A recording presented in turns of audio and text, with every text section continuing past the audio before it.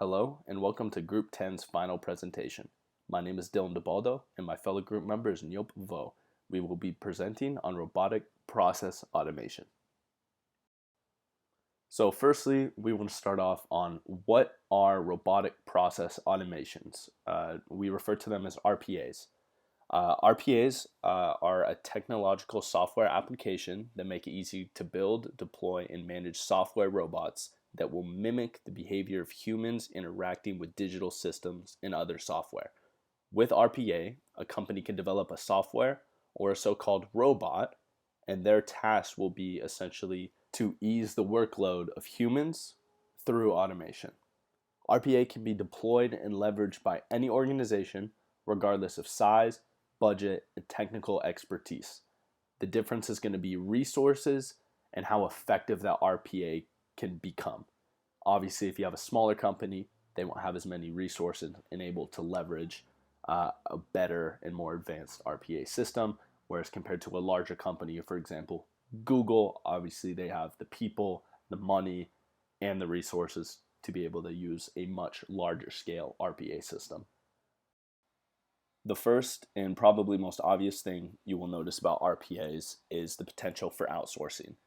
Unlike humans, RPAs are an automated robotic system, which means they can get work done faster and more consistently than humans, and they don't need to take breaks. This means companies can save money on workforce by not having to pay wages, by simply having to maintain the software.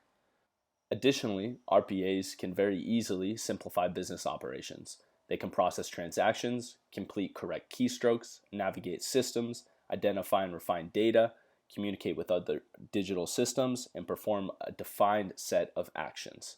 These are all things that will be done without human error as they are done through a software-based robotic system.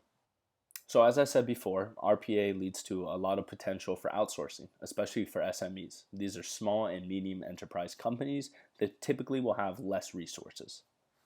Companies that are classified as SMEs will typically employ employees to do tasks that could easily be automated with RPA. With RPA, SME companies can enjoy higher operating capacity by increasing staff productivity. The way they do this is by automating those staff positions, in which can be automated. That way they can allocate those staff towards positions that cannot be so easily automated, such as marketing roles. Let's now look at an application for RPA and SMEs. In this application, we're going to look at government paid child care leave and extended child care leave. Under these, the government will reimburse employees for a maximum of 3 child care leave days over a 12-month period, with the cost of $500 per day. Hence, to be able to claim the reimbursement, employers need to obtain a GPCL return and submit a claim online through the GPCL portal. The problem that we see is that this process is fairly limited. It's repetitive and it can be quite troublesome for a company with many employees. Once more, such claims tend to be clustered around the end of the 12-month relevant period, resulting in a seasonal spike in his, her, their, etc. workload. Lastly, the submission must be on time for the claim to be considered. This creates a lot of work for the employees at said company to submit and process the GPCL claims that they receive. In order to solve this issue, we can easily automate the process of receiving and processing the GPCL and ECL claims. The way we do this is by creating an RPA system where HR personnel only have to file all of the GPCL and ECL claims directly into a folder.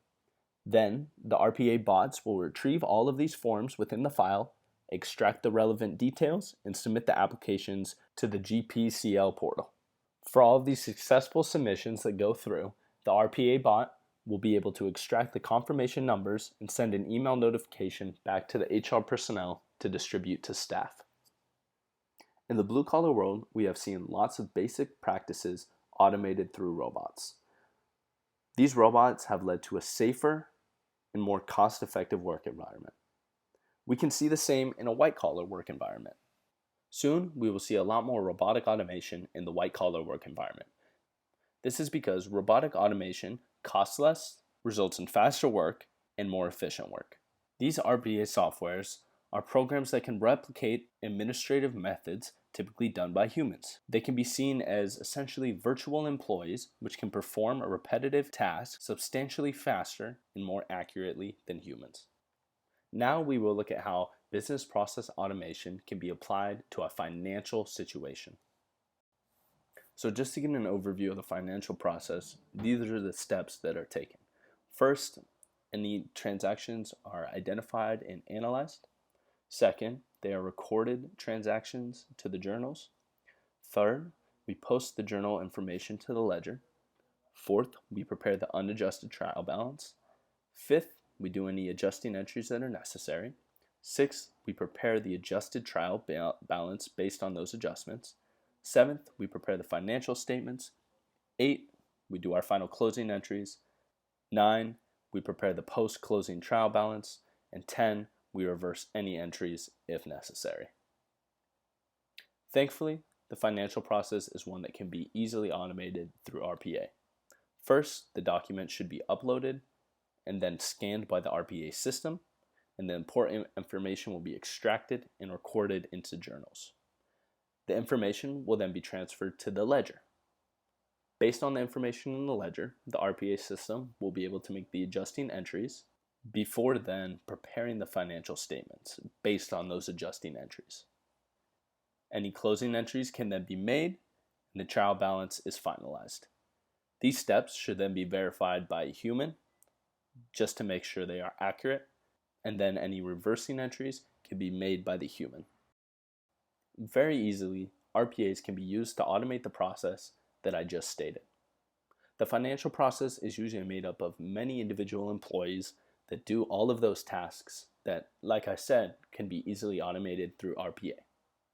Because of this, we're able to reduce staff in the financial department, which results in reduced cost of labor, reduced human error, and increases efficiency in the financial department.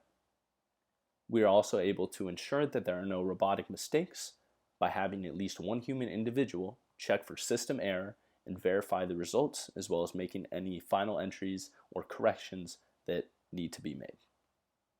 Also, if properly automated, if the human employee finds an issue with the system at a certain point, let's say it's step number 4 in the financial process, they should be able to correct that situation, and the RPA system will automatically update and redo all the financial statements so that they are accurate per the correction.